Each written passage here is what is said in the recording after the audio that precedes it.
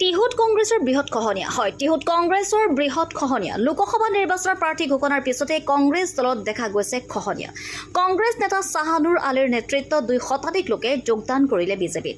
আজি বৃহৎ সমদলেৰে দীপ্তা খোৰাদিৰ পৰা ৰেলী কৰি যোগদান কৰে বিজেপিত। শ্বাহানুৰ আলী আছিল ভাৰতীয় জাতীয় কংগ্ৰেছৰ ৰাজীৱ ভৱনৰ কাৰ্যালয় সম্পাদক আৰু তেওঁৰ নেতৃত্বতে পৰৱৰ্তী সময়ত 5,000 লোকে যোগদান কৰিব বিজেপিত।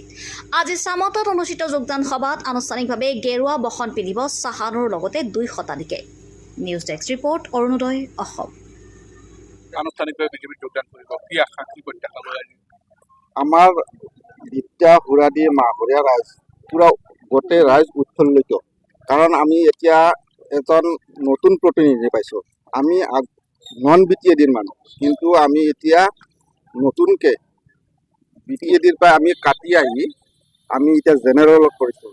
গতিকে আমি আগৰ পৰাই জেনেৰেল, কিন্তু জেনেৰেলত থাকিও আমি BTADৰ মানুহ ভোট দি আছিলোঁ, BTADৰ এজন প্ৰতিনিধিক ভোট দি আছিলোঁ।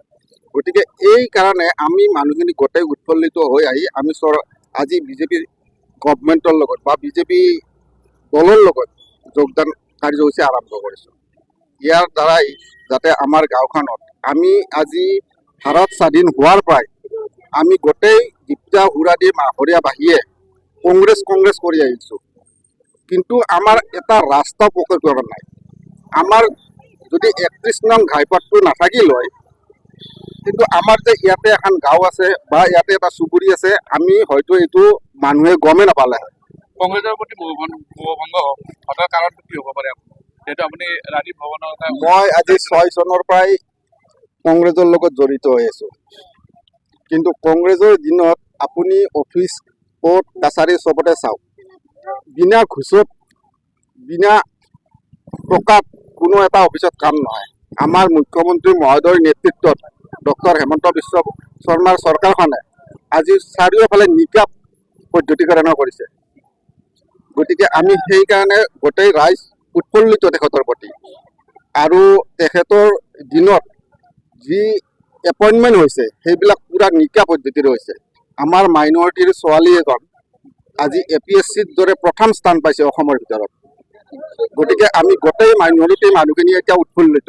ল'ৰা এজনো পাইছে, আৰু ল'ৰা এজন চবচে ডাঙৰ কথা, APSCৰ দৰে আমাৰ খোৰাদিৰ আগতে কংগ্ৰেছৰ কোনো চাকৰিয়ে হোৱা নাছিল, আৰু হৈছিল যদিও নিজৰ বলত হৈছিল।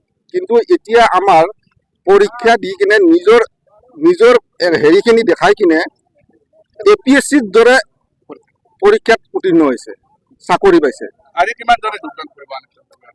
এনেতো আছে মোৰ লগত 5,000ৰ বেছি মানুহ আছে, কিন্তু দলৰ নিৰ্দেশ মানি আজি 200 মানুহ আমি যোগদান আৰম্ভ কৰিম। ইয়াৰ পৰৱৰ্তী পিছত আমাৰ ঈদগাহ ময়দানত 5,000 মানুহ আহি কিনে আৰু ইয়াতে যোগদান কৰিম।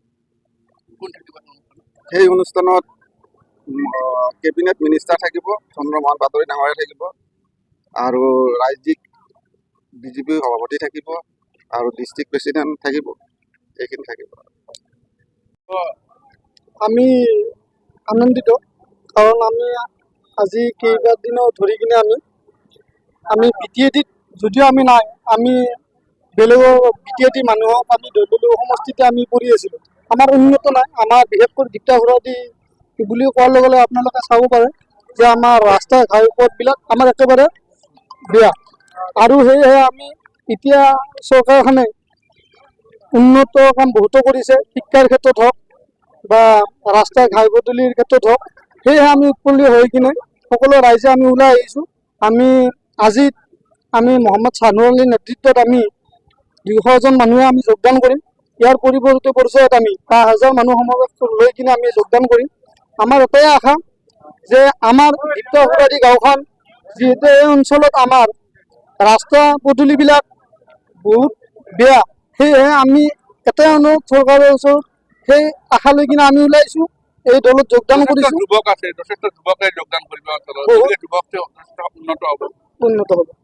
কাৰণ যদিও আমি মাইনৰিটি গাঁও ভৰা এখন গাঁও আমাৰ ইয়াত, এইখন গাঁৱত আমাৰ শিক্ষাৰ ক্ষেত্ৰত, খেলৰ ক্ষেত্ৰত বহুত টেলেণ্ট আছে আমাৰ ল'ৰা ছোৱালীবিলাকৰ, কিন্তু আমি এনেকুৱা জেগাত আমি পৰি আছিলোঁ, আমাৰ টেলেণ্টবিলাক আমি উপমাই দিব পৰা নাছিলোঁ। কিন্তু এবাৰ আশা কৰিছোঁ এই চৰকাৰৰ দিনত আমি যাতে আমাৰ টেলেণ্টবিলাক আমি মনৰ প্ৰতিভাবিলাক আগবঢ়াই নিব পাৰোঁ, আমাক চৰকাৰে সহায় কৰে, সেয়ে আশা।